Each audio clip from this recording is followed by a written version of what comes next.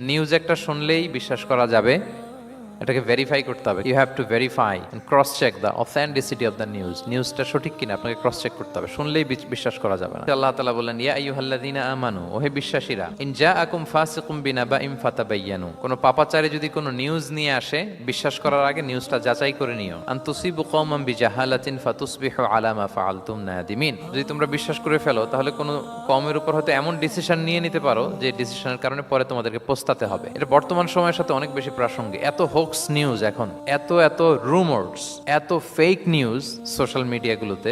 Even main stream মিডিয়াও যা প্রচার করে সবই যে আপনি বিশ্বাস করতে পারবেন তাও না, ওইটাও একটু ক্রস চেক করে নিতে হবে। এদেরও কিছু প্রোপাগান্ডা থাকে আবার, এরাও নিউজকে এমনভাবে অনেক সময় করে তাদের সুবিধার্থে। সো আপনার চোখ কান খোলা রেখে অনেকগুলো নিউজ একসাথে মিলিয়ে তারপরে বিশ্বাস করতে হবে। কিন্তু আমাদের সরল মনে অনেক ভাইদের যেটা হয়, ফেসবুকে একটা কিছু দেখেই আমরা মনে করি যেটা সঠিক, ফলে কি করি, শেয়ার দিয়ে ফেলি। আবার আপনার বন্ধুরা শেয়ার দেয়, ফলে মুহূর্তে একটা রুমর, একটা গুজব ছড়িয়ে পড়ে সমাজে, কিন্তু আদতে এটার সাথে কোনো মিলই নাই বাস্তবতার। ইসলাম কত সুন্দর একটা নিউজকে ভেরিফাই করার জন্য আমাদেরকে নির্দেশ দিয়েছে। ফাতাবায়ানু মানে ক্রস চেক করো, যত মেইন স্ট্রিম মিডিয়া হোক। ওটা শুনলে আপনি আরো আপনার সোর্স থেকে আপনি একটু জানবেন, এরপরে আপনি বিশ্বাস করবেন। আপনি কি জানেন যে একটা কথা শুনেই ক্রস চেক না করে অ্যাকশনে যাওয়াতে কত পরিবার ভেঙে যায়, কত সম্পর্ক ভেঙে যায়? আমাদের মধ্যে এই প্রবণতা আছে। আপনার ছেলের ব্যাপারে একজন একটা কথা বললো, এসেই ছেলের মারপিট, জিজ্ঞেস করেন না এটা। আপনার মেয়ের ব্যাপারে একজন এসে একটা বাজে কথা বলছে, এসেই আপনি মেয়ের সাথে খারাপ আচরণ। আপনার ওয়াইফের ব্যাপারে একজন বললো আর কি, যে ভাই আপনি এখানে, ভাবিকে তো দেখলাম ওইখানে আরেকজনের সাথে,